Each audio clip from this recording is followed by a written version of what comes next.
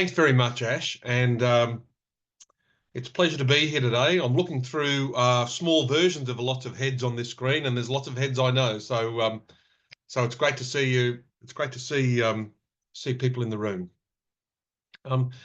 We at the beginning of each year, Ash grabs the coaches together, and we talk about the content that we're going to concentrate on the year going forward. It was really interesting. It's been some time since we've spent any serious time in these summits talking about ideal client and talking about secret sauce and talking about sales. And we pretty quickly came to a consensus back in January that we wanted to do a session like this year. And so that's what this session is really about. And just trying to move that screen along. Hold on.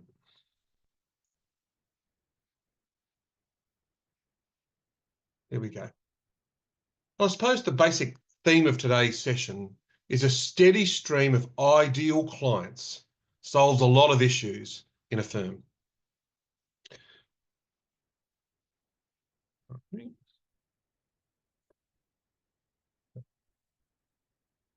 Okay, so we're going to be very specific about what we're up to today.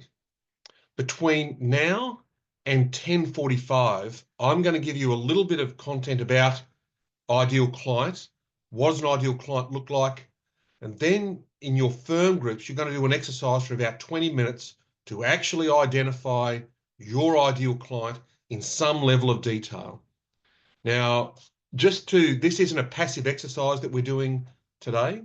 So we'll go through to 10:45, you'll have a 10-minute break, but between 10:55 and 11:40, I need everyone in this group to come armed with their ideal client, because we are going to do an exercise called Why Should Your Ideal Client Choose You between 10:55 and 11:40.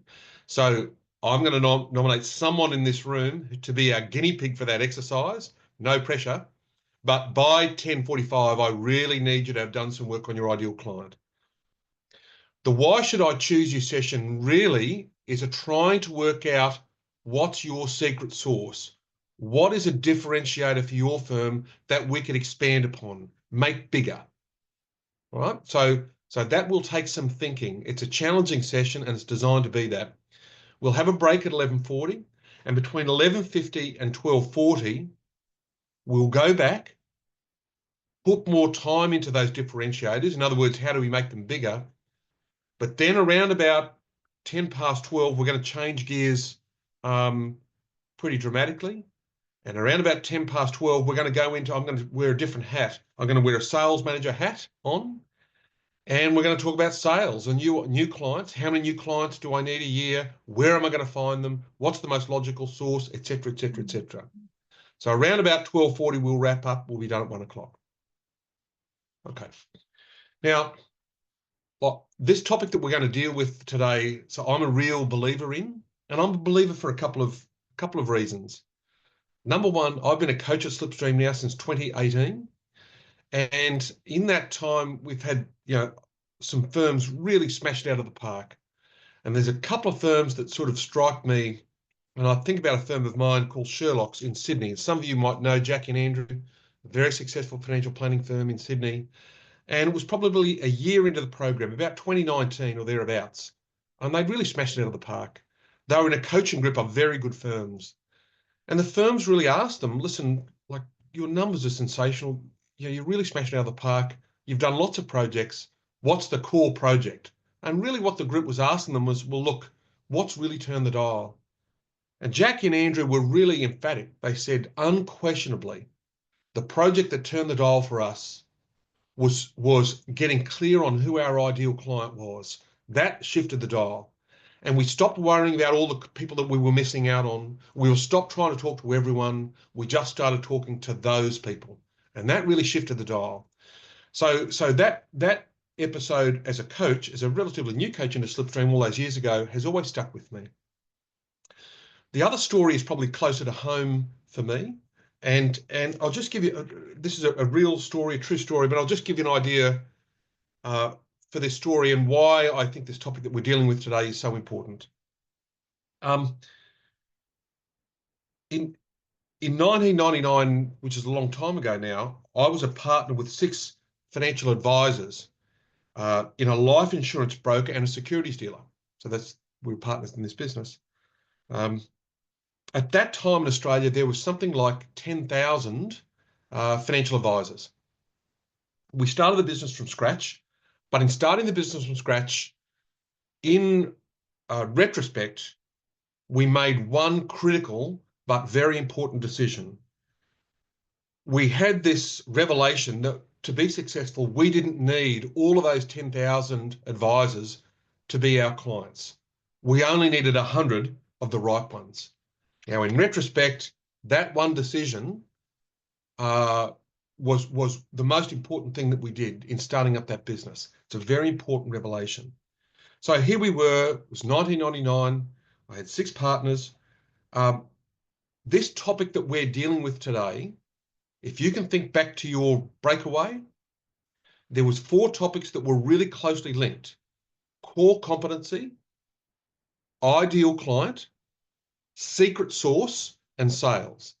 Those 4 topics are all linked, and they are linked in a chronological way. So in the case of that firm of mine back in 1999, my partners and I were all ex-National Mutual. And for that reason, we actually did have a core competency. Our core competency was we knew how to run small insurance and superannuation practices. Now, that doesn't sound like a very interesting core competency. It wasn't very sort of fashionable at the time. And sometimes core competencies have that thing in common. You mightn't find they're very interesting. They mightn't be very fashionable, but core competencies they are. So we had a core competency. And then given that core competency, it would be no surprise to you who our ideal clients were.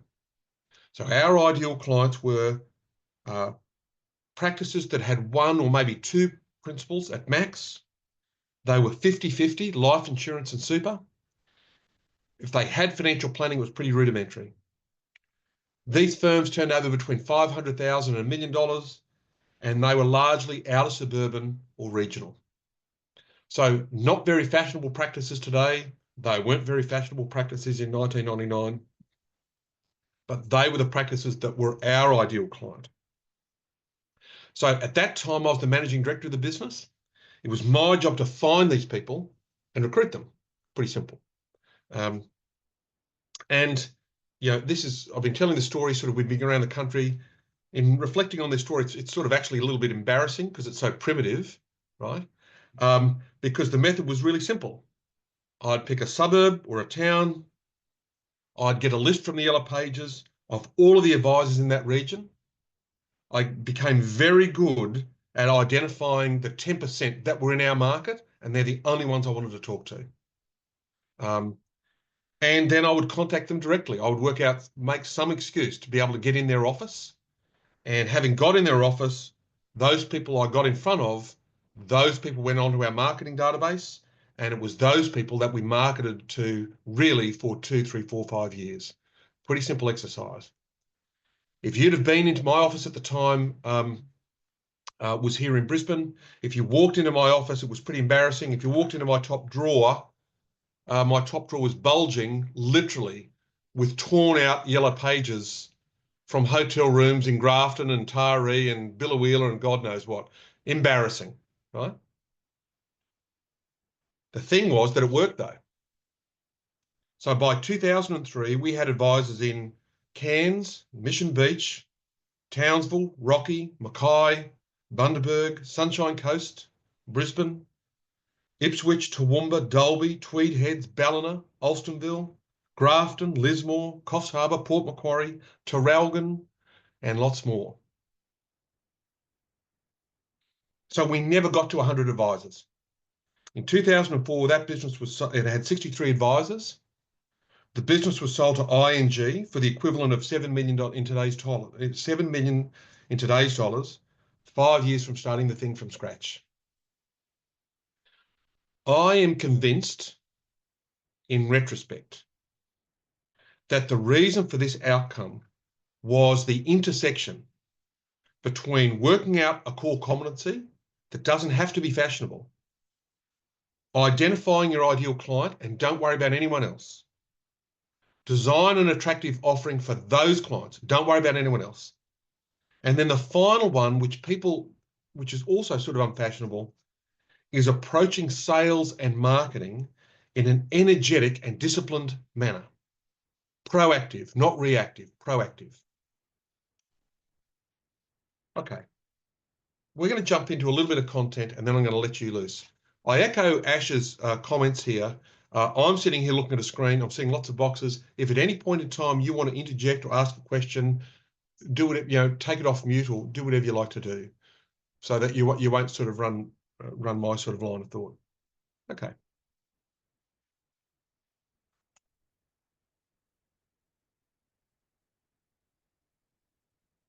All right. So at this point, I'm going to ask you, what is an ideal client? So how do you define, we're going to try and collectively work out an ideal client.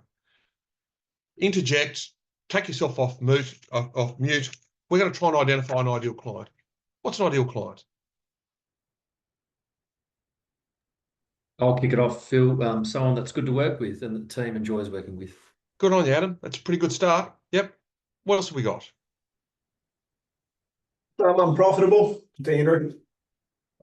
Andrew, that's really true. I mean, like it's funny, I've got a couple of clients I deal with who specialize in the medical world. And, they've decided their ideal client is a doctor in their second year, right? Now, they might be lovely people. They're actually dud ideal clients. So you can't run that business profitably. So we need to be able to make some decent margin on them, right?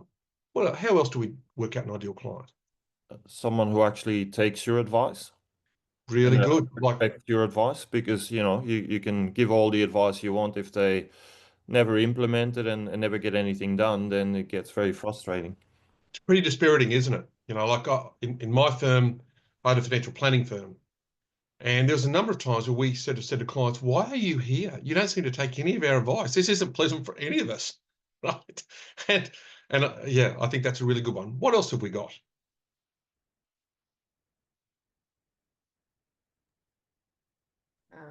Someone who wants to delegate. Yeah, like a DIYer is pretty hard work, Mary. All right. So if you can recall back to when you did your breakaway, and for some of you that might have been a while, there's some particular things that we've got to view when you're trying to work out your ideal client. Number one, it needs to be someone that you can add value to. It needs to be someone that can afford you. I think there's a consensus here. There's lots of clients out there. Life's too short to deal with someone who's hard work. Yep, big ticks. There's a problem that we need solving. Okay. I really like this quote. If you try talking to everybody, you end up talking to nobody. And the reason I told that story, which is a daggy story about me wandering around the countryside, tearing yellow pages out of the book, is you would be surprised. You do that for 2 or 3 years, you become a machine, literally a machine of working out in a region. I only want to talk to these 10%. The other is of no interest to me. And you become very, very good at it. And I think one of the real lessons in this whole sort of couple of hours that we're spending together is don't be Mr. In-Between, right? Don't just aim for everyone. We're trying to ask our specific person. Oops. Yep, sorry, itchy trigger finger here. And that's the example of, if we're trying to talk to everyone, it's a meaningless message. It has no cut or punch through. Those of you who are long-term Slipstream clients would recognize this slide. Anyone care to give me an idea of what the purpose of this slide is?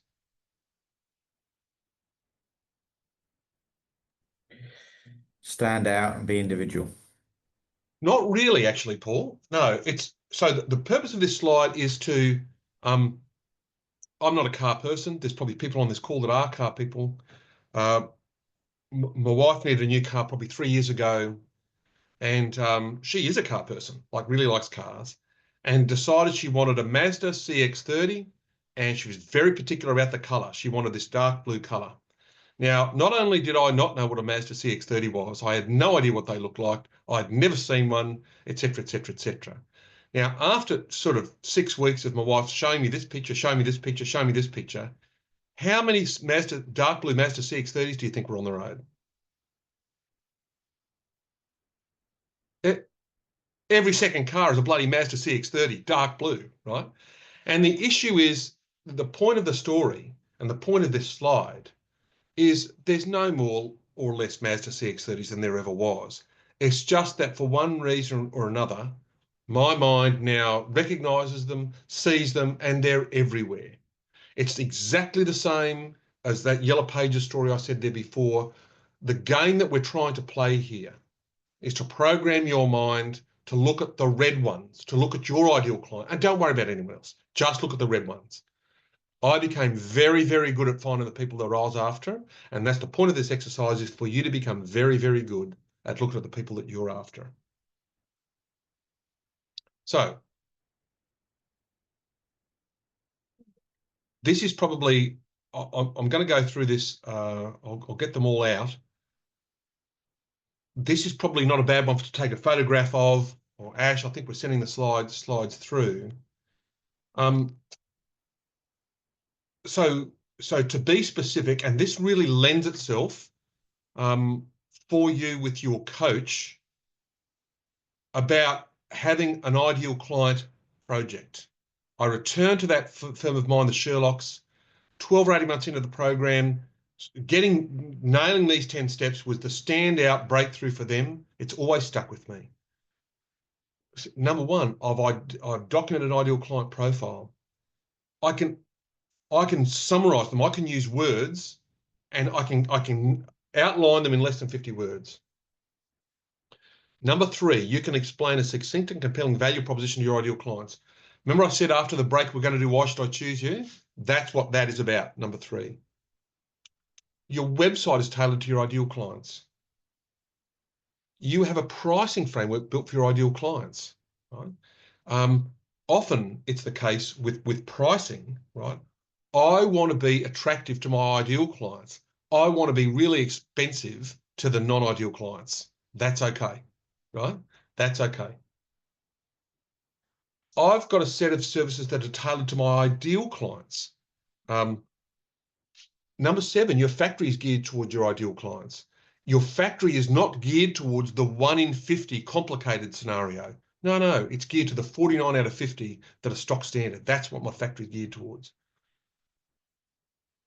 If it's clear on who my ideal clients are, having a big tail of non-ideal clients is a waste of my capacity. And you really seriously need to consider, do I still have them in the business? Number 9, everyone on this screen has a back book, has an existing client base. We're not talking about kicking those people to the curb. We're not saying we don't love those people. But what we are saying in question number 9 is, going forward, in terms of the new clients we're trying to attract, we're laser dots on the ideal clients. That's our marketing going forward. And number 10, do we actually do a good job with our ideal clients?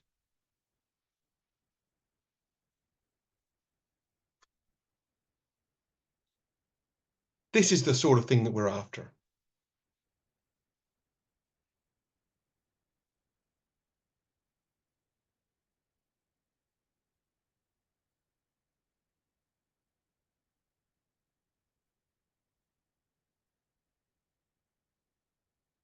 Now, once again, if I take you back to your breakaway, you might remember this slide. Ideal clients can usually go vertical or horizontal. Can someone give me an idea of a vertical ideal client niche? Going down and deep. Anyone got an example?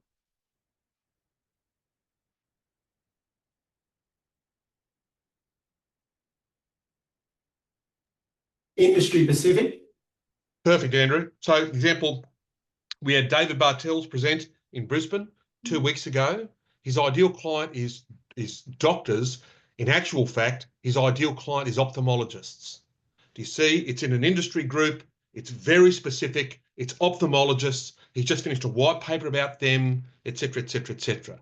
Can someone give me a good idea about a horizontal niche?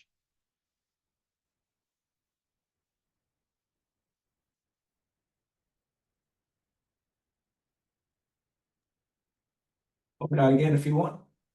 Yeah, A revenue range or a percentage of so many employees. perfect. I think horizontal niches, you see them in FP and accounting.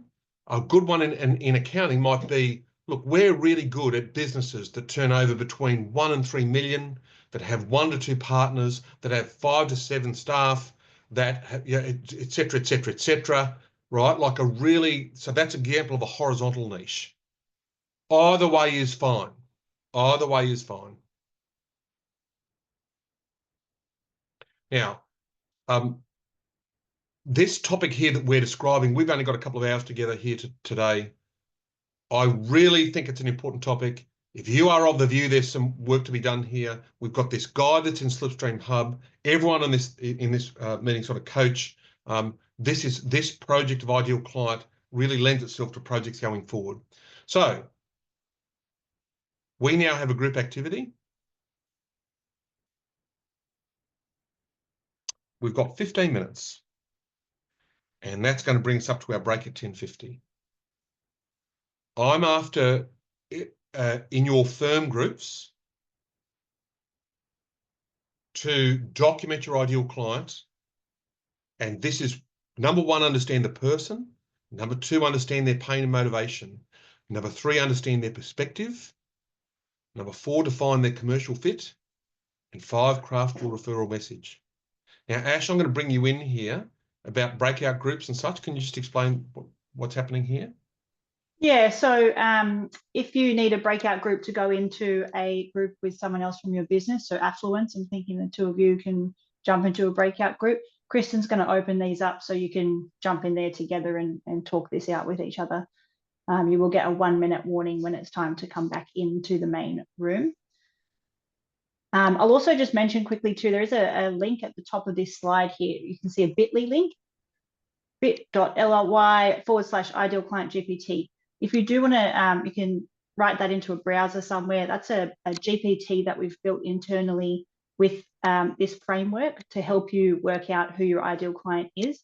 It's probably going to take a little bit longer than sort of 5-10 minutes. So if you do want to use that though, feel free to use the GPT. It works best if you have a paid GPT account. All right, so we're going to resume. Okay, so by this stage, everyone that's on this Zoom call we should have an ideal client that deals with those 5 topics. So what we're going to do is have a 5-minute break here. We can go have a cup of coffee, whatever you like. If you've not quite finished it, we've got 5 minutes. We're going to resume at 10:55. And we're going to head down to the second part of this, which is this ideal client that you've identified. Why should they choose you? So we'll have a break here. We'll start at 10:55 and we'll jump straight into it.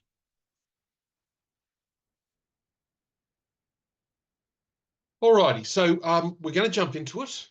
I said there at the outset at this session, there's 4 topics that really talk to each other, that link to each other. Core competency, ideal client, secret sauce. In other words, designing a compelling offering that is attractive to your ideal client. And the 4th is sales. The topic that we're dealing with today, why should I choose you, is a way of thinking, a way of trying to work out what is a differentiator for me and my business. Now, we run this session. The session really lends itself to being run in your office with your team. So, you know, we're gonna do this today. It's en masse. I would really commend you, if you are interested in this topic, this is something that you might consider doing with your coach in your office with your team. Okay. So I need a volunteer to get the ball rolling. So I need a volunteer. Oopsie, why has that done that? Do I have a volunteer to tell us who their ideal client is?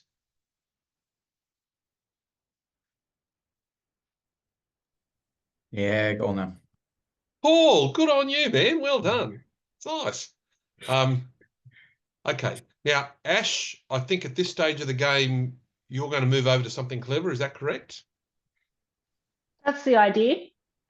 Holy moly, right? So ordinarily this is done on an actual physical whiteboard. But we'll see how we go with this.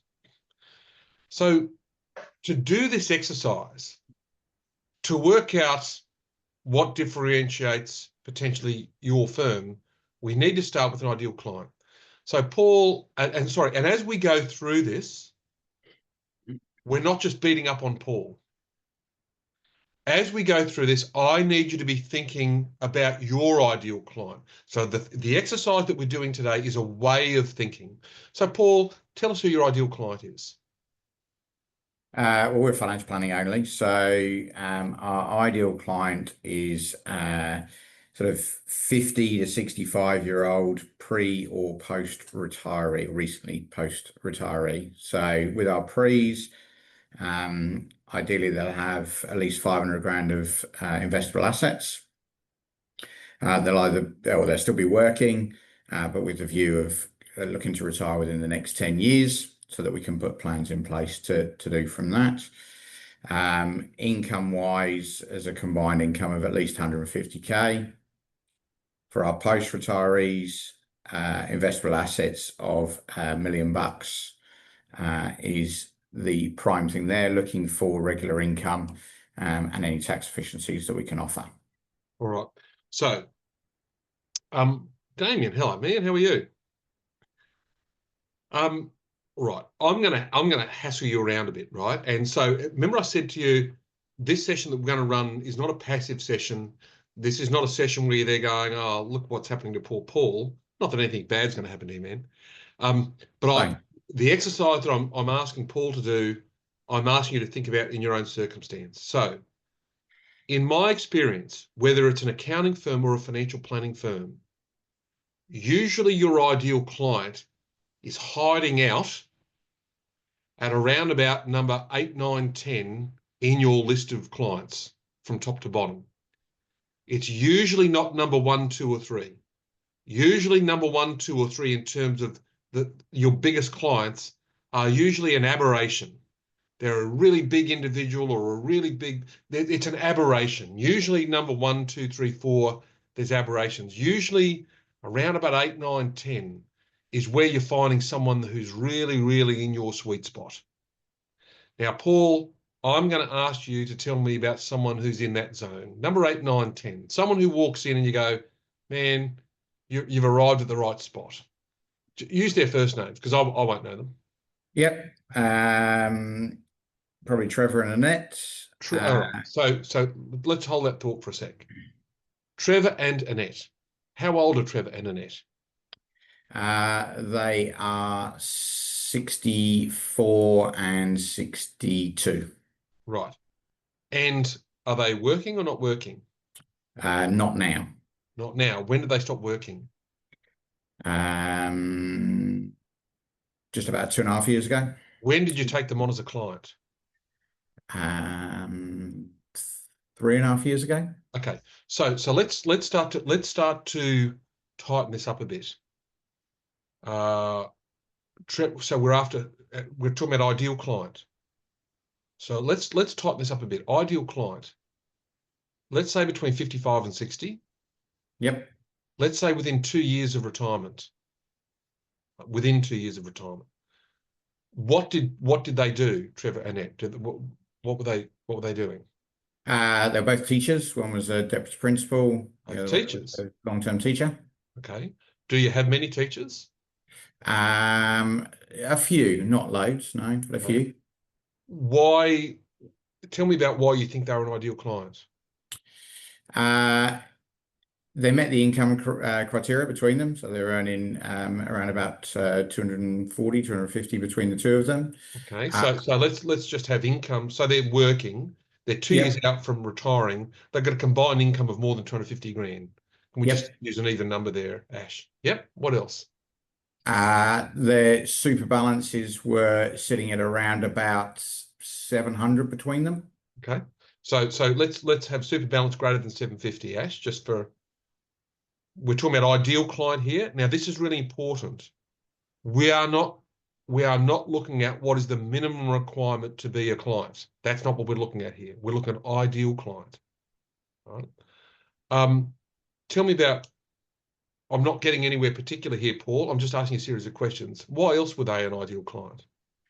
They were looking to boost their retirement, save tax. So opportunities and strategies were there over the next, originally it was going to be 5 to 7 years. Okay. Where do they live? So they live near the coast, Sorrento. Okay. Tell me about their their lives. They have grown-up children, I'm assuming? They do, yeah. They've got 3 grown-up children. How old are the kids? The kids are in their 40s, early 40s. Tell me about their assets. What assets do they have? So obviously got the super, the house, which is paid off, and they had around about 70 or 80 grand in the bank. Okay. And what do they do? Like they're both within a couple of years of retiring. Yep. What do they do with themselves? You know, do they have interest? What interest do they have? Yep. They both love the footy. Yeah. So they go to the footy quite a bit and travel as part of that because they're both interstate teams. They also love traveling abroad as well. So they like domestic travel to follow the football, and they like traveling abroad as well. Yes. Okay. So had these people ever had a financial planner before? They saw somebody around about 10 years before they came to me, but didn't do anything. Okay. And what do you, so you met them for the first time a year or two out from retirement. What are they worried about? Whether they've got enough to retire. Yeah. Whether they can do their travels they want to do. Yeah. Whether they're paying too much tax. Yeah. Yep. Okay. And then peace of mind, security to know that it's being looked after because Okay. That's not their thing. Okay. All right. So, and this is the exercise for the people who are in this room. Are you clear on Trevor? Is everyone here on this meeting, are you clear on what Trevor and Annette look like than you were initially? Is that a bit clearer now, isn't it? So, For me. Okay. Yeah. What's that, Paul? No, sorry, I thought you were asking me then. But... Yeah. So the point of this exercise, the first part of this exercise, is when we're working out the ideal client, I'm after you to create an actual avatar. I want actual people that look like this, right? So that's we're gonna work along this, Trevor and Annette. Fair enough? We're gonna work with that. Okay. Now, as we go through this exercise on this ideal client, if someone that doesn't look exactly like Trevor and Annette, if someone who doesn't look exactly like them walks into the office, are we going to kick them to the curb? No, we are not, right? That doesn't mean we're not going to take that person on who's not ideal. But what it does mean, and the whole purpose of this session, is every firm has a limited capacity to be proactive in its marketing. And it's this group of people that we're going to expend our limited capacity on, our ideal clients on. Fair enough? All right. So, Paul, we're going to play a game. And this is the game. Now, Trevor and Annette are teachers. They saw a financial planner once 10 years ago, didn't work out well. Today is a Monday, and they call your office and they want to have a meeting. And they explain their circumstance and they say, look, you know, this is we're a year or two out from retirement. We know we need some help. This is a big decision for us. We saw someone 10 years ago. They were jerks, right? So, you know, we actually want to have a long-term relationship with a good firm. So we're going to interview 3 firms, and on that basis, we're going to choose one. Fair enough. So that is the premise that we're dealing with here. So you make the appointment, and the following Monday they walk in to your office and they sit down. You're in that office there of yours. They sit down and g'day, g'day, g'day. And then Trevor hits you right between the eyes.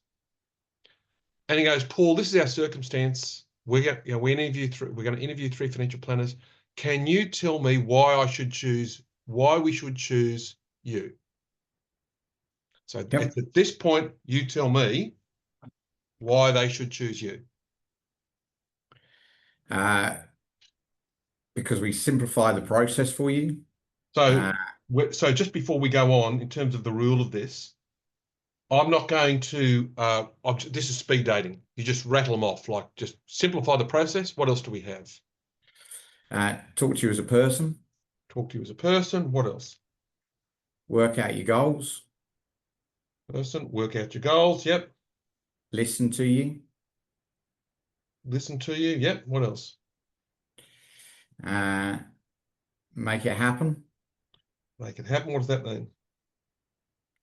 Get everything done. So paperwork process, Yep. put you on the right path. Yep. What else? What else do we do? I don't know, that's a bloody good question. We're just us. We talk. I don't know. So what else do I do? What do you do? What do you actually do? It's a really interesting one because when we do this in there, it's like a deer in the headlights. Yeah. So, whereas when you sat with the client, you just, I don't know, you just do it. So can I just, I'll interrupt you there for 1 sec. Paul. Yeah, I'll interrupt you there for a sec. As we're going through this, for the people on this Zoom meeting, I'm asking you in your own mind to think, if you were asked that question from your ideal client, what would your response be? So far we've got simplify the process, talk to you as a person, work out your goals, listen to you, make it happen. What else do we have? I mean, one of the bits that we do say in there is about turning your hard work into your financial future that you want. Yep. What else we got?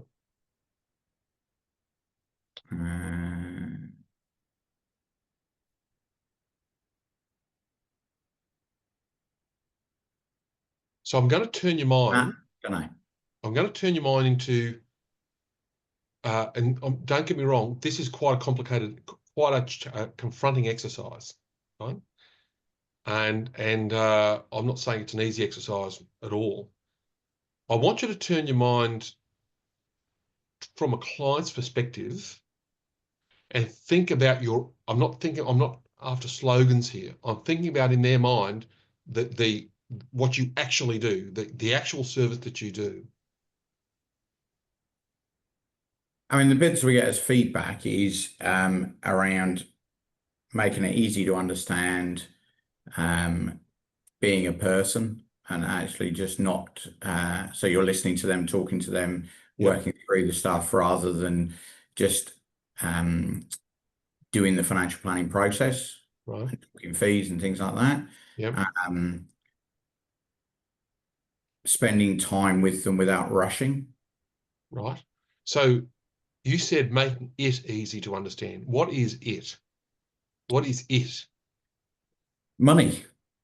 Right. Keep telling me about that. What do you mean? Money easy to understand. The vast majority will come in and whilst they have an idea around super, around tax, around process and around retirement, very few of them have actually got a plan or an idea in place. So a lot of them don't do the budget, so they don't understand whether they can afford or not afford retirement. They don't think about what they actually want to do in retirement.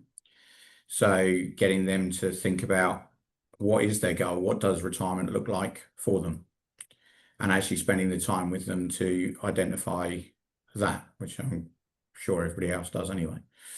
But So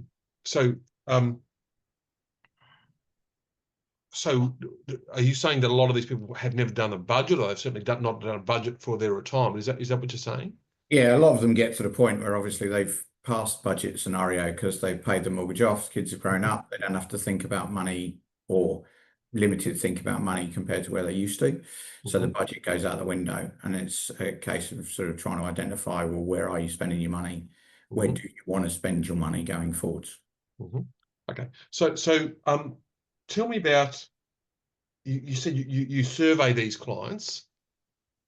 Oh, well, You when get we're with feedback. them, You get feedback yeah, from your yeah. existing clients. What does that feedback tell you? Sorry, what's that feedback? What does the feedback tell you from your existing clients? The biggest thing is making it easy to understand, Okay. So not using jargon, that type of thing. okay. So now, as I said, this process lends itself to an hour and a half in an office with your team, where we probably spend the first 30, 40 minutes identifying the ideal client, and the next 45 minutes or an hour doing this part. And this part can be super challenging for people. Now, do you remember I said at the outset, Paul, that Trevor and Annette are going to interview 2 other financial planners? Yep. Now, we have to accept as a premise for this exercise that the other planners they're going to interview are not duds, right? They're reasonable firms. Is that fair enough? Yep. Right. So these reasonable firms they're going to interview, we're going to go through. Is these other firms going to be able to say, hand on heart, that we simplify the process? Well, they're probably going to say it, yeah. Yeah. So that's not a differentiator. Are they going to say to you, we talk to you as a person? Yeah. Yeah. Are they going to say to them, we work out your goals? Yeah. Yeah. Are they going to say, we listen to you? Mm-hmm. Right. Unless you get a psychopath, right? Who says, I'm absolutely not interested in listening to you at all. Just do what I tell you to do. So unless they, I've worked with some of them. yeah, fair enough. Unless they interview a psychopath, they're going to say, no, we'll listen to you, right? We make it happen. We just get everything done. Yeah. Yeah, I would have thought so. We turn your hard work into your financial future. In a roundabout way, yeah. Yeah. Right. So do you see where I'm going here? At the moment, and this is a tough exercise, we don't have many differentiators here. No. Right. But there is a differentiator planning in plain sight, I think. Right? You said there before, the last couple of things that you said is that these people have stopped, and we all, when the kids are younger and all the rest of it, you're budgeting for every dollar.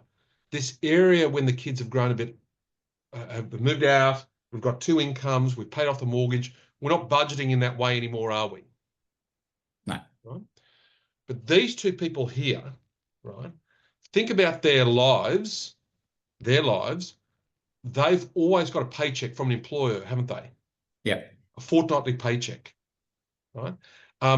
Now, in exactly 18 months' time, that stops. Right, that stops. They have no experience of living off passive income, do they? No. Moreover, I would put it to you that a whole bunch of their expenses, if they are teachers, probably come autopilot out of their pay if they're teachers. Yeah. Often things like insurance and health insurance and all the rest of it comes automatic out of their pay. There's every chance that this group of people, right, it's you said there about the budget and actually mapping it out for them. Let's expand on that. Because the big transformation is going to happen with this group of people, isn't it? From being employees that have never had to generate their own revenue, and in 18 months' time, that's going to stop like a gun, right? How do you illustrate to them what life will be like in 18 months' time? How do you make the intangible tangible? What would that look like? Is that a rhetorical question, or? I'm going to open this up to the group. How would you, the question I'm asking, I'll be precise.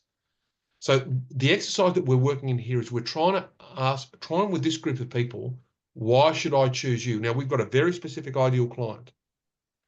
And we're trying to, we've got a fake premise. They come in and say, why should I choose you? I'm trying to give you, Paul, something that's going to wow them. This is why should you choose. This is why you should choose us, because of this. How do we make the intangible tangible?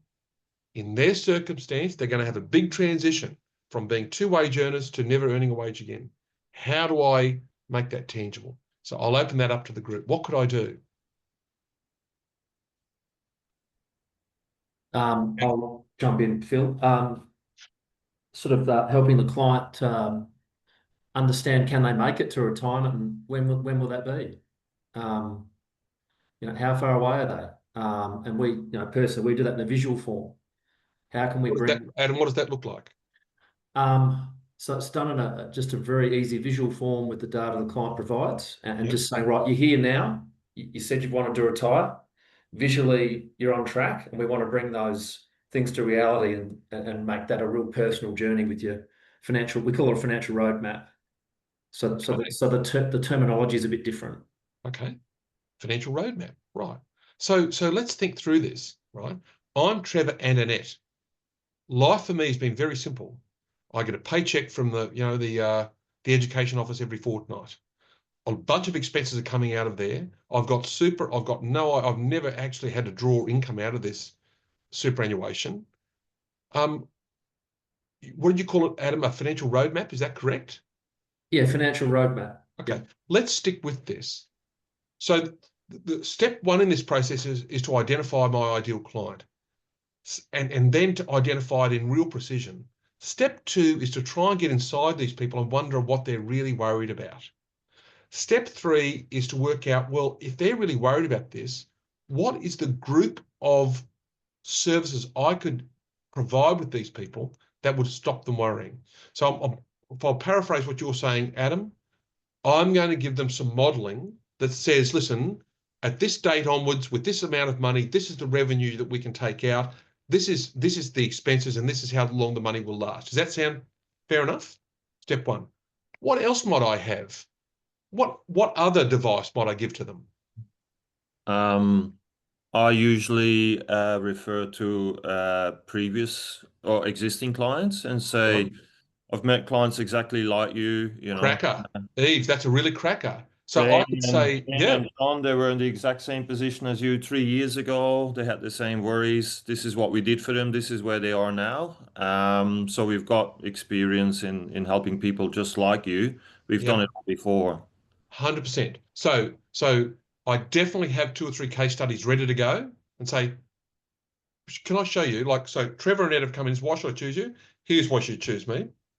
Straight up on the projector, on the whiteboard, on the projector. Here's one I prepared earlier.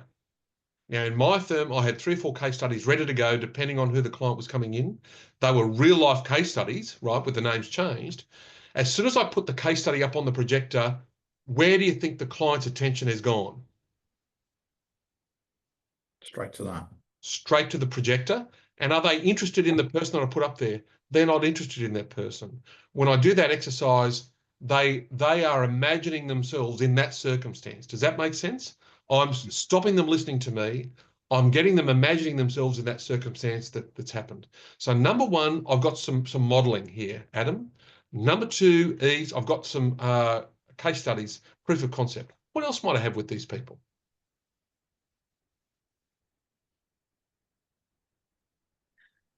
I also do a cash flow chart, especially with couples. Love that, Mary. Yep. Brings couples together on how to manage their finances together. Totally agree. Right. So life for the last 30 years has been really simple. 2 salaries have gone in, probably to a joint bank account, and then they've got a system.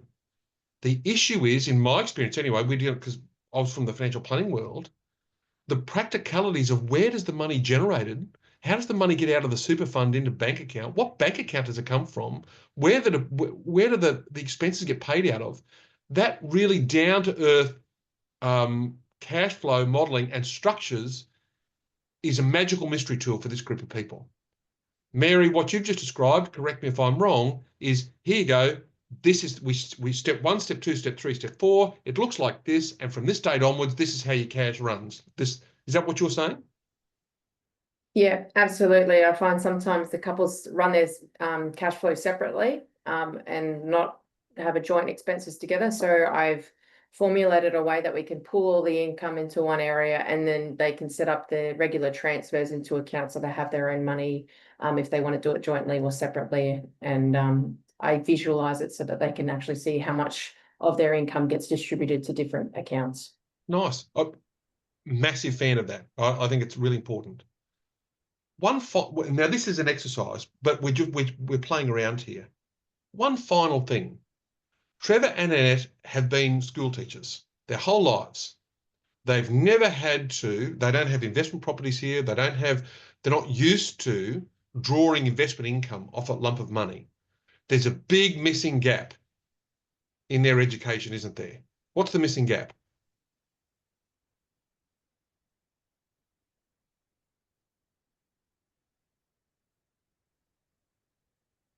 They have no knowledge about investment markets at all, right? And in the absence of any knowledge of investment markets, there's every chance they're going to take a very conservative view on money. Does that, now I'm drawing long bows here. So I would put to you that we're 18 months out from their retirement. There has to be an education piece in here. So we're using this as an exercise. Paul, you volunteered, which was very nice. We've got Trevor and Annette. Is everyone clear on what they look like? They're 18 months out from retirement. We went through a list of things that maybe were differentiators. We couldn't find anything, but maybe we found something. If we were to give this stuff that we've just been describing or working through, if we were to give it a name, what would we call it?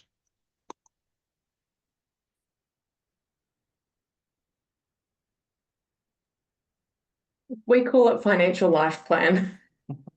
Similar, Adam, right? We could say, you know what, we do a retirement transition plan, right? We do a financial life plan. So the first important thing is whatever this group of services that you've got, give it a name. Call it a name. In this transition plan that goes for 18 months, what might be included in that transition plan?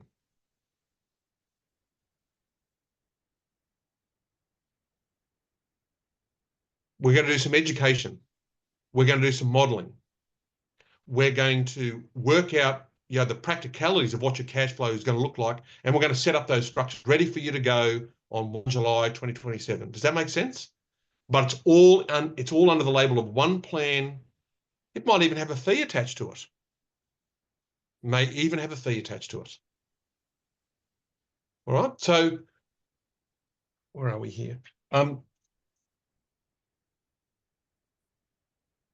Okay. So in the minute or two left that we have, this is a way of thinking that we're describing here. It's a way of thinking.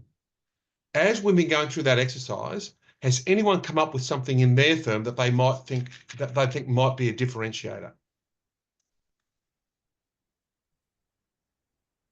Estate planning in addition to this. So understanding what's your legacy? Okay. So think back to Trevor and Annette. Think back to, if you use, often the secret of this stuff is use words that they would use. What are the words that they would use? I'm agreeing with you, but what are the words they would use? How do we leave behind something for our kids? Yeah. Yeah. How does this end? What happens when? What happens when one of you passes or both of you pass? Yeah. It could, the report that could be, what happens when? What happens when? What happens if one of us passed away? What happens if we both passed away? What happens when? So we produce a what happens when report. So words like estate planning that are meaningful for us.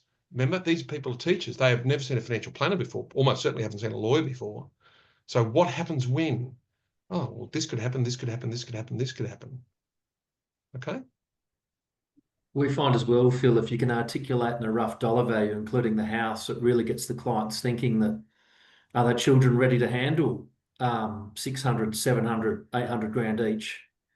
what are their relationships look like? What do their positions look like? And we find that often can lead to further referrals just from a legacy question in due course once you, help that existing client achieve what they're looking to achieve as well. Oh, I think totally agree. I had a firm, I'm doing this Zoom meeting in South Brisbane. My financial planning office was literally across the road. And in the last year before I left, I still have memories of these clients. They were both early 60s. They came in to see us. It was like Brady Bunch, but really unattractive Brady Bunch. They were really, really unattractive people, both of these people. Anyway, they'd fallen in love at 59, which is sort of nice in a way, I suppose. And they arrived. They both had significant assets. They had farms and shares in farms. They had cash. They had super everywhere, all over the shop. And they each had 3 adult children separately. And each of the adult children didn't like the new partner. And we got to this section, Adam, and said, do you think there's going to be any estate planning issues if something happens to you? And they looked at each other and said, 1,000%. There's going to be estate planning issues. And it was just, of course it was going to be. And so, we had to spend a lot of time on that. All right. Okay, so we've got 5 minutes left before we have a little break. Would anyone like to volunteer for me something that they think might be a point of difference?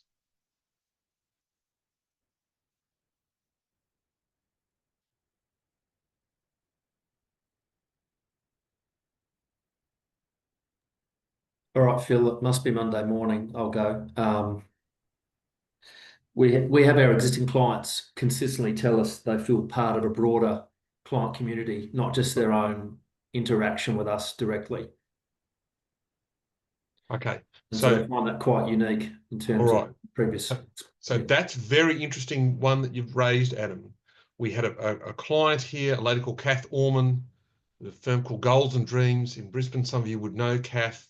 She's recently just retired. That point of difference was something that she really embraced.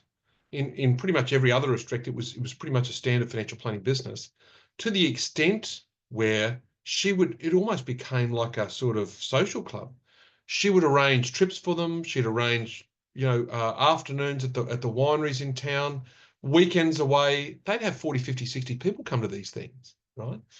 So even a thing like that, if you really, really want to embrace that, that can be a differentiator.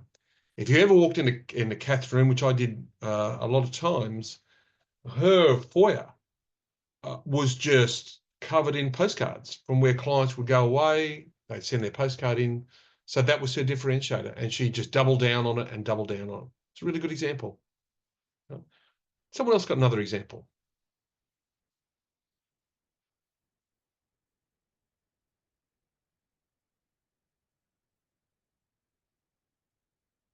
Often the differentiator is hiding in plain sight. It's a thing that you do. I'll give you an example. There's a firm here that some of the people on this meeting would have met, a firm called Ulton, ULTON in Bundaberg. Ulton's a very big accounting firm, about 100 staff, and a pretty solid financial planning firm, about 12, 13 staff. We did this exercise. I flew to Bundaberg to do this exercise with Kylie's team in Bundaberg. And after about the first hour, when we crossed all the things that weren't differentiators, poor old Kylie was just about rocking in the corner. Very confronting exercise for her, because they didn't think there was anything different about them. Now, for those of you who are interstate, Bundaberg is about 4 hours north of Brisbane. It's actually quite a prosperous agricultural place. And in Ulton, the financial planning arm was running like a private office for these agricultural people. They'd organise insurance quotes in terms of the general insurance. All of this stuff that was a normal part of their operation that they thought everyone did, no financial planner ever did what they did. So what was hiding in plain sight that they'd had doing the last 10 or 15 years in terms of basically running all of these non-financial planning services for their clients, they didn't know that was a differentiator. So it certainly was a differentiator. We had to give it a name, give it a price, itemize what the services were, produce a menu. Yes, you do this, etc., etc. So Often a differentiator is something that you do and you assume everyone else operates the same. All right. We're going to have a break here. We're going to have a break here and resume at 11:50. And when we come back at 11:50, I'm going to quickly around the room. I'm going to ask you, everyone, quickly to give me a couple of differentiators that they've got, and then you're going to have time to really work them up. So you've got about 12 minutes. I'm going to go around the room and ask everyone for at least 1 or 2 differentiators. All right, we'll resume at 11:50. Okay, so far what we've been describing is trying to get some clarity on your ideal client and to bring that down to the point where it's an actual person. My strong advice to you is your ideal client is going to be hiding out around about that 8, 9, 10, 11 area. They're unlikely to be your number one client, your biggest client. They're probably in that sweet spot there. Goldilocks, not too hot, not too cold, just right. Also, don't worry about the clients we miss out on. We're just worried about our ideal client. Now, the reason that we did the Why Should I Choose exercise, Paul, thank you for volunteering. It's a confronting exercise. It's confronting for everyone. And often the differentiator is hiding in plain sight. We're going to spend about 15 minutes here in a sec, 20 minutes, trying to expand on that differentiator, to make it bigger, like Kath Orman, to double down on it. Before we do that, we're going to quickly whip around the room and just see if we've got a differentiator. I'm just going to ask you for one, and I'm going to do it to illustrate the exercise that we're playing. So Mary, I'm looking at my screen. I start with Mary and go to Tate, go to Adam, go to Paul. Mary, what would be a differentiator?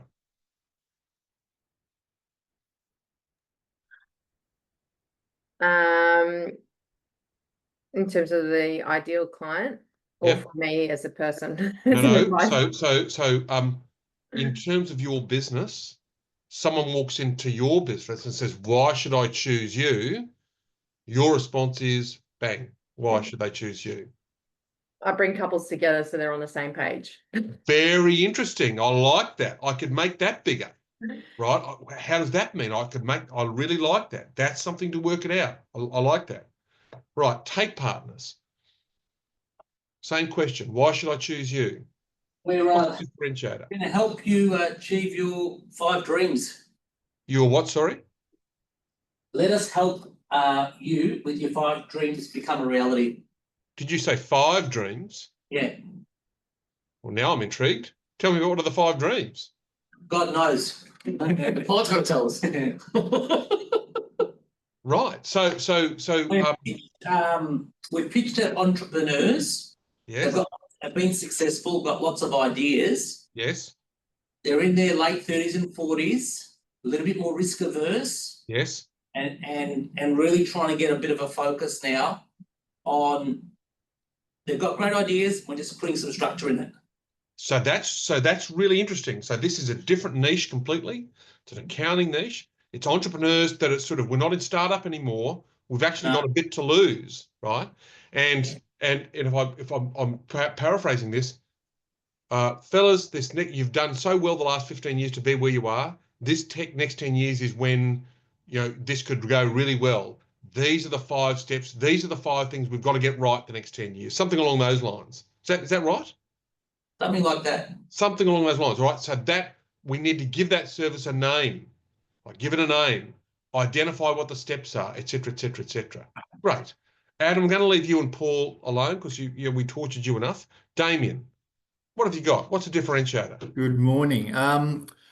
Look, I think to start with, 95 to 98% of our clients will come from a warm lead, so a trusted referral. And we like to get to know the client a little bit before the actual meeting itself takes place. So we'll get them to fill in a fact find and get some information on them.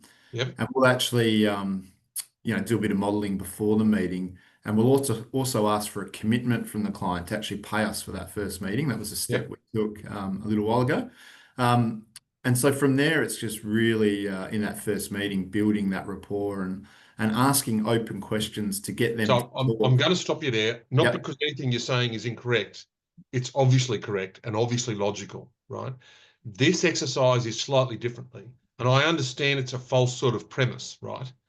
But what this, so in a sales circumstance, everyone is going to ask an hour's worth of questions, and then I'm going to cater what I say towards that. This is a false premise, but what we're trying to do is if we could only take on 5 clients a year next year, or 10 clients, if we could only take on 5 or 10, what would they look like? Right? What if there was scarcity, we could only take 5 or 10, what would they look like? And what are their characteristics? How would I find them? And what would I provide to them? Right? So I understand what you're saying. It makes total sense, but it's a slightly different exercise, this. And I need you to try and turn your attention to, if I could only get 5, who, and they were my ideal, what would they be? And how would I get them? Eves, I'm going to ask you that same question. Do we have a differentiator hanging out there? Well, yeah, I've been specializing in medical professionals for the last 10 years. So, accounting or FP? Sorry? Accounting or FP? Financial planning, and then Mitchell does accounting and tax. So before a client even comes in, I already know what their pain points are, because they're all the same. Like, all doctors complain about paying too much tax, school fees, they don't have time. They want to make sure they're doing the right things with their money. So pretty much every client I get is a clone of the previous one. So it's just the solution might be slightly different, but they've all got the same issues. So, and when they walk in, I can already, name 5 different other clients like them. And often they know them, and so potentially I can provide references and things like that as well. So this feels like, and just to interrupt you there, this feels like, this is very much a vertical niche. These clients and medical clients largely financially follow a predictable path, which runs alongside their career progression. The differentiator here is we do lots of these people, and maybe the thing the intangible that we're making tangible is, here is the likely trajectory of your work and financial life. Stage 1, stage 2, stage 3, stage 4. And in each stage, these are the things you need to get right. So it's almost as if it's a curriculum, isn't it? Yeah, it is. Yeah, absolutely. Yeah. Most financial planners, planners follow the same. They all make the same mistakes, and they all do the same things. So we're going to double down on this is what it's going to look like for you. It's almost like the service we're providing is, I'm a fortune teller. You do what, that's sort of the service we're providing here. Yeah. Right. So we double down on that. Where we got Adam Moyler. Hello, man. How are you going? Good, mate. How you doing? I'm doing really well. All right. So the magical world of Moyler financial planning. What's a differentiator? So I call it the early retirement war chest. So the idea is that we are building a portfolio for them to draw down on before they get to retirement. So something they can use at 55 for a sabbatical, reducing their work hours, having a midlife crisis. So in that context, just to interrupt, your client, we had Paul's ideal client was a year or 2 out from retirement. It's sounding like your ideal client is 10 years out from retirement. Is that correct? 10 to 15. Perfect. From age 60. So 45. Somewhere between 35 to 45 sort of thing. So that is a really good example. The ideal client is different. Therefore, the range of services is different. And what we're going to provide and what we're going to call it is also different. So that's a really good example, right? A really good example. Who else do we have who's yet to have a turn? We've got Mitch, we've got Steve. Yeah. We got anyone else who wants to have a turn? Steve, what do we got, man? I feel I can say something. I knew you were going to go that way sooner or later. Look, I think I work with women that I would say are navigating through change and life's changes, and I'd say the thing that as a distinctive thing is that we're looking at something distinctive and personal and being their financial partner for their life changes, and we're here for them. So what particular life changes are we dealing with? Well, in particular, obviously, the work that we do with quite a number of divorcing women. Okay. So I would stop using, right? So if we're going to head down that path, which is eminently sensible, I wouldn't couch that service in generic terms or non-offensive terms. I'd go straight for the jugular. What do you actually do for this group of people? Well, like, what do you actually do? Yeah, what do I actually do? Well, there's a lot. Basically, firstly, you are very interesting. I took a lot of notes, by the way, Phil.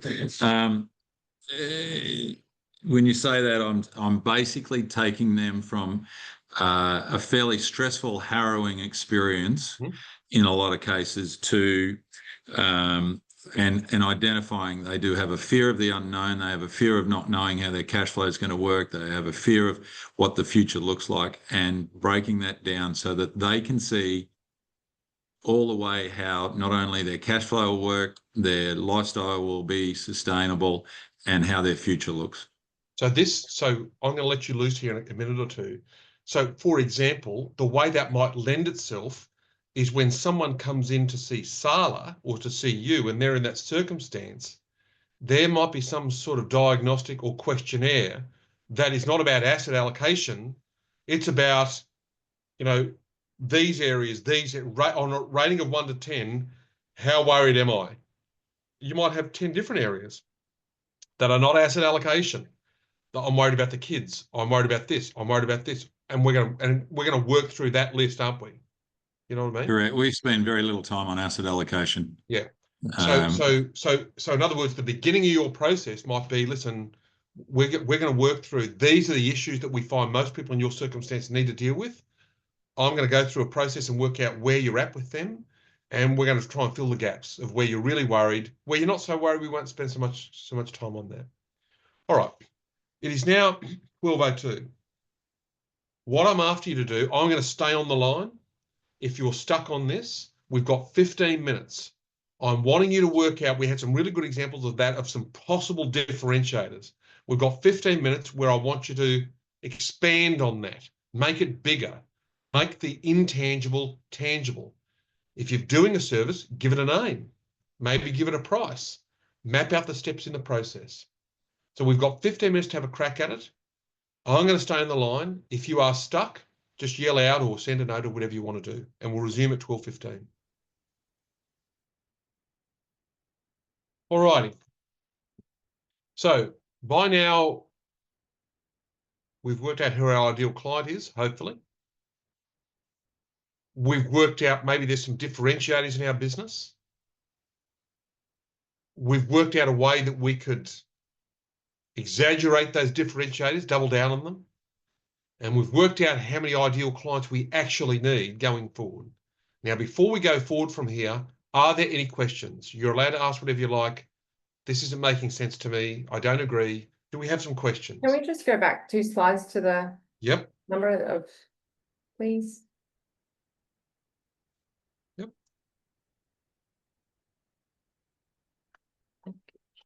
Just bear with me here. Oops, sorry, I'm going forward. Yeah, perfect. You're after that one? Yes. Any other questions that we've got?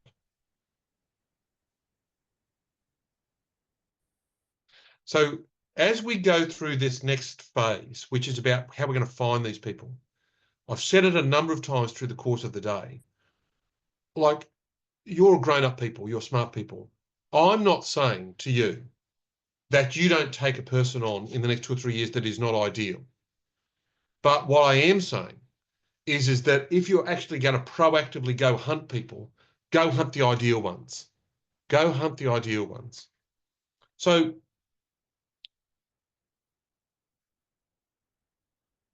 I'm going to ask this question, and we're going to open this up to the group. Just yell out whatever you like.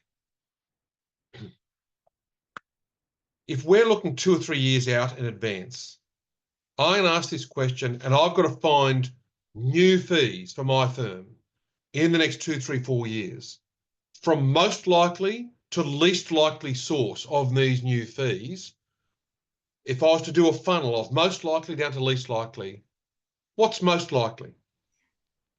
Phil, do you want me to draw the funnel while they Yeah, do that, enter Ash. some That's things? cool. Yeah. I'll give it a crack. Holy moly, that's pretty clever. Right. So, in terms of source of new fees in this next 2 or 3 years, most likely to least likely. What's most likely? Other ideal clients. Other ideal clients, new ideal clients. So I'll just come back a step. So that's a source, but where are they going to come from is the issue. This is new fees. Where's most likely source of new fees, second most likely, third most likely. There is no right or wrong here. I'm just starting the conversation. What I mean is Existing they're client base, referred by existing ideal clients or All right, existing so- clients within your database that fit that mold. So a new client who comes about as a referral from an existing client. Is that correct? Yes, that's correct. Damien, you were saying something there? Exactly the same thing. Yeah, existing Yeah. client base. Yeah. Right. What else? Most likely to least likely. Centers of influence. Whoops. Who was that? Paul, that you? It was me, but I said exactly the same as Damo. So Centers of influence? referral partners, yeah. Right. So centers of influence are probably underneath existing client referrals. What else have we got?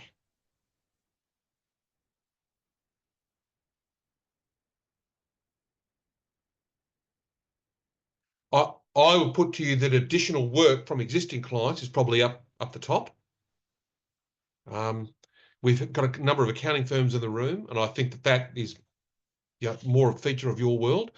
Where else am I potentially going to get a new client from? Just New me. ideal client. What's that? Sorry? Just Website. you. Yep.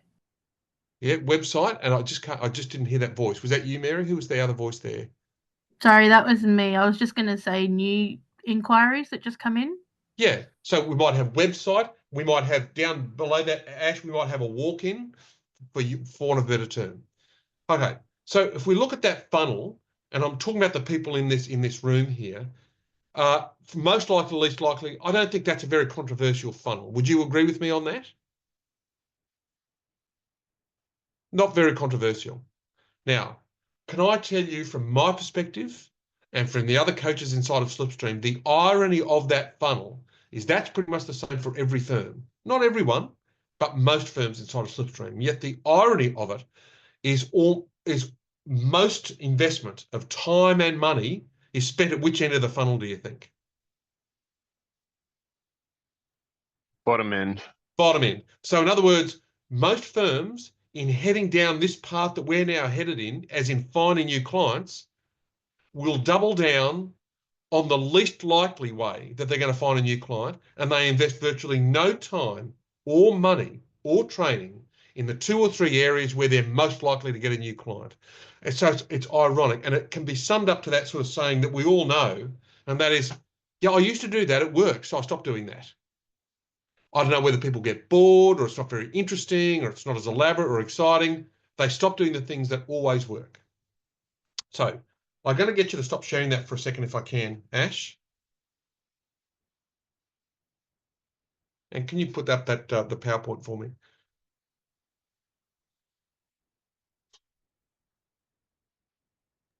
Yep. In a moment. It's coming. That's right. Okay. So the exercise that we're going to play here in a moment is every firm in this room, in this Zoom room, has identified how many ideal clients I need to find over the next 2 or 3 years. This is over to you now. What strategy am I going to do to employ those clients, to find those clients? Hold on. I'll just get this slide working. Right. So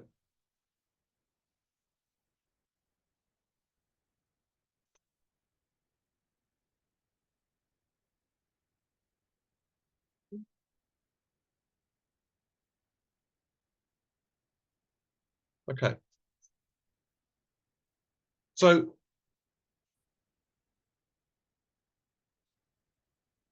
this is I suppose this next exercise, which goes for about 10 or 15 minutes, I'm after you to work out a strategy to find the 20 or 30 ideal clients that you need.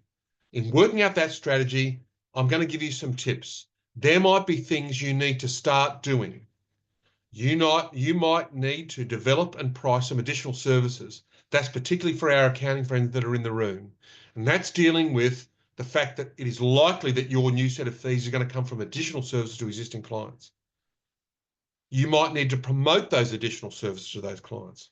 Now, number 3 is really critical.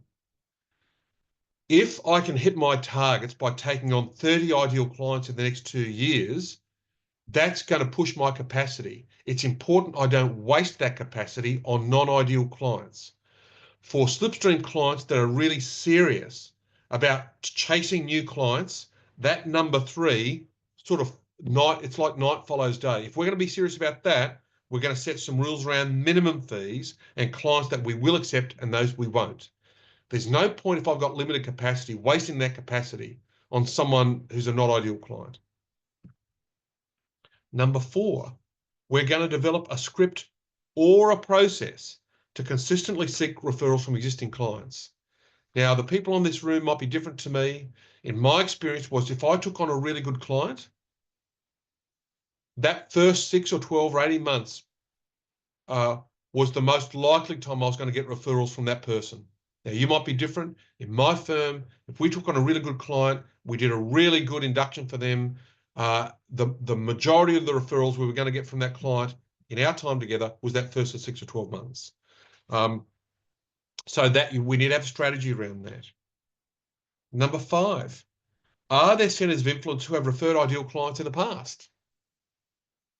If they've referred ideal clients in the past, there's every likelihood they will refer ideal clients into the future. If that's the case, can we schedule regular, meaningful contacts with these people and be upfront? This is an ideal client for me. Number 7, for some of the bigger firms in this room, is really critical. If I've got 3, 4, 5, 6 advisors in my firm, not every advisor is a good rainmaker. I will put it to you, if I've got someone who actually is a rainmaker, who likes seeing new clients and likes working with centres of influence, don't bog that person down with mundane work. Now, in the case of people in this call that are principals of the business and still operating as advisors, how this manifests itself is you might need to reduce your client load from 80 clients down to 20 and to use that additional time to do number 7, to work the room. Number 8, in my experience, 95% of Slipstream firms, the people in those firms, the critical people, have no idea what the sales targets are for the next 2 or 3 years. No idea. It doesn't need to be a secret. Be out and loud about it. This is what we're chasing. We're chasing 20 ideal clients. Now, in developing your strategy, there might be things you need to stop doing. You might need to stop taking on non-ideal clients. You might need to stop doing extra services for your existing clients without any additional fee. You might need to stop drowning your rainmakers in admin and tasks that can be done by other people in the firm. All right? So it is now 12:34. We're going to go through to 12:50. Your job between now and 12:50 is to document a sales plan. How are you going to hit that number? So I'm going to stay in this room. If you are stuck, just put your hand up and let me know. But we have got until 12:50, and at the end of 12:50, we're going to have a sales plan. Do you see that slide that Ash put up there with the jot form? That you put that up there, Ash? Yeah. So everyone should have a jot form. I'm after you to fill this jot form out and then submit it. So we've got till 12:50. All right. So we will finish today at 1 p.m. In a minute or two, I'm going to hand over to Ash to wrap up and go through some items that you'll need to know before we finish. In the couple of minutes that I've got left, do we have any questions? Anything that's not making sense? Anything that look, I need to talk about this because I'm stuck here. Do we have any questions?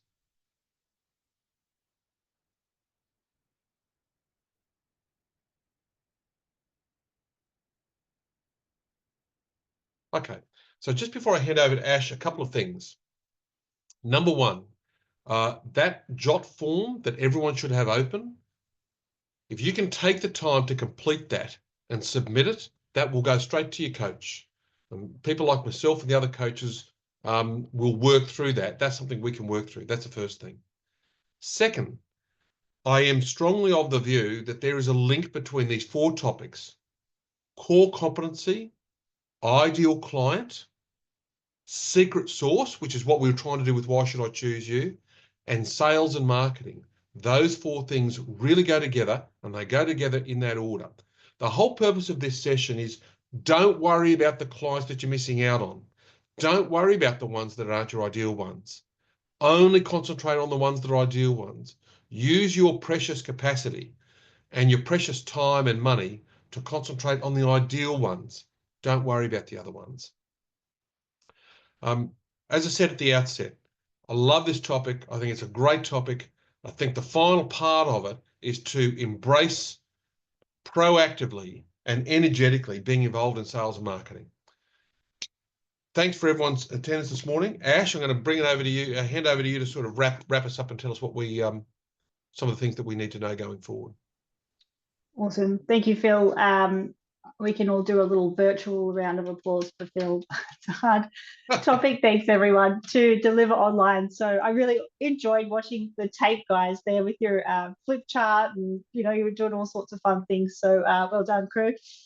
All right, a couple of updates from me. The first one, which might actually help to answer Paul's challenge that he shared with us this morning around AI. So we had a guy at our Sydney summit, Saul from Fuse Wealth. Fuse Wealth are a multidisciplinary firm based at Tweed Heads around the Gold Coast area. And he presented just for 10 minutes on a software that they're using within their firm that has been like a real game changer for them. It's called Paradino. Anybody heard of it? Couple of nods. So it is primarily for financial planners. I know we've got quite a lot of planners online today, but they are building out templates for accountants, and they're getting quite a few accountants on board as well. We recorded that session, and it is available in your hub account. I highly recommend watching it. It goes for 10 minutes. It's really short and snappy, but he does share how he's using it in his firm. Basically, he sends out he has a meeting for the FP side, has a meeting with the client, and then he has to wait. He's got everything done through AI. It takes sort of 5 minutes for them to develop the SOA to send out to clients, and then he literally has to sit on it for 24 hours because they've done it too quick. And so because of this software, it creates it so quickly, they just have to wait 24 hours to be able to send it to the client because they're getting so efficient now by using this. The introduction to Slipstream via Saul was, hey, Alex. Alex is the guy from Paradino. Hey, Alex, meet Sharon. By the way, everyone at Slipstream should get a discount. So he pre-negotiated a discount for everyone in Slipstream to use. That is the code if you are interested in using Paradino, and that is for people who are currently using it and want to use it. So have a look at his presentation in Hub. Highly recommend it. Will save you a bunch of time. But we're thinking this will be more of a common thing as well, that we'll start sharing at summits, both face-to-face and online. If anyone's using any kind of tools or software within their firms that they think, hey, this would be really cool to share with other people, we'd love to do like a 10-minute highlight on that at our event. So if there is anything that you're using, reach out and we'll get just a 10-minute snippet on that. A couple of other updates. Our next breakaway workshop is happening on the 9th and 10th of October in Brisbane. So anyone who needs to refresh their one-page plan, come along to that. We're also running our next Pathway to Succession and Exit workshop in Sydney. So this is a workshop. We just ran one a few weeks ago up here in Brisbane. Basically, attend if you're thinking about succession at any time, per the slide. That was someone's feedback from a previous workshop. But this is a really good workshop in that we usually have 3 or 4 coaches in the room, all who have gone through this process themselves. So all of them have sold out of their businesses, and they've all done it in very different ways. So you get to hear their stories, how they did it, what the challenges were, what they would have done differently. And then there's also a framework for you to map out your own succession plan as part of that workshop. Highly, highly valuable. So if that is sort of on your radar in the next 5 years or so, you should definitely come along to that. Our next summit events, now I know a few people are online here who couldn't make the face-to-face ones. So these are our next ones happening in November, Brisbane, Melbourne, Sydney, and online. Please register as soon as possible. It just helps us with venue sourcing. Like, that's the bane of my existence, is trying to find venues for these events. If everyone just registers, then at least that gives us a good understanding as to how many people we're going to have in the room. So if you could jump on and register if you haven't already, that would be awesome. SIFT.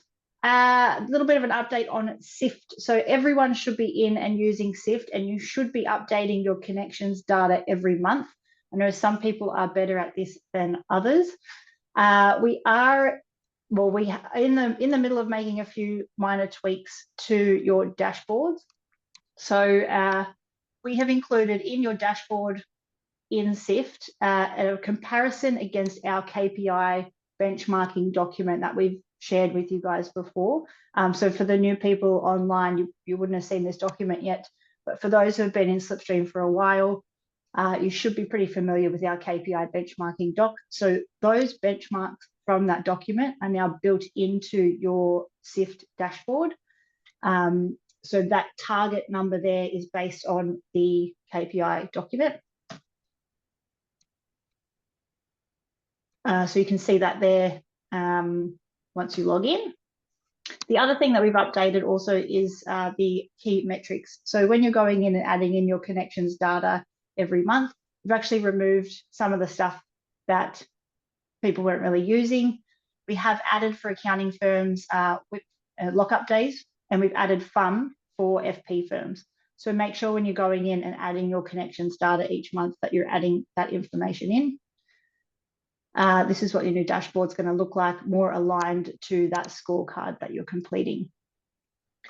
So all you need to do every month, when you log into SIFT, you'll see on the left-hand side this connections data point, and then on the right-hand side, you just enter that information. And it's just those bits of information that's showing there. It's really simple. It should take you less than 5 minutes to do. And that means your dashboard and all your other reports from SIFT are going to update automatically because you've done that work. If you have any questions on SIFT, please reach out. We're more than happy to help. I also have another really exciting update to share with everybody. So as you know, at Slipstream, we love feedback. We love getting feedback from you guys all the time about our events and your experience with us. We also have quite a few times throughout the year, or maybe 3 times throughout the year, a coaching day where we get all the coaches in a room together and just kind of go through, well, what's working, what's not working. So we changed to the summit format for a whole heap of different reasons. And a lot of those reasons we absolutely love. But we've also been getting some feedback from people, and that is feedback that we really want to take action on. So the first piece of feedback is that summits are great.